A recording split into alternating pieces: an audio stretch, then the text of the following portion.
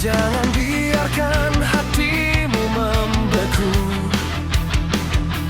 Kami datang membawa cahaya yang baru. Banjir ini takkan hanyutkan mimpimu. Kuatkan jiwa, tegakkan bahumu. Bismillahirrahmanirrahim. Assalamualaikum warahmatullahi wabarakatuh. Alhamdulillah kita telah berkumpul di rumah salah satu anggota pengabdian kepada masyarakat korban banjir, yaitu Bapak Sony M. Ihsan Mangkuwinata sebagai dosen Universitas Muslim.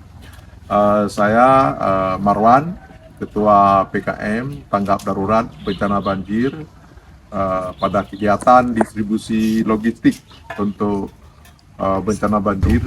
Mudah-mudahan kegiatan hari ini kita dilancarkan oleh Allah Subhanahu wa taala. Demikian, ayo kita bismillah, kita berangkat.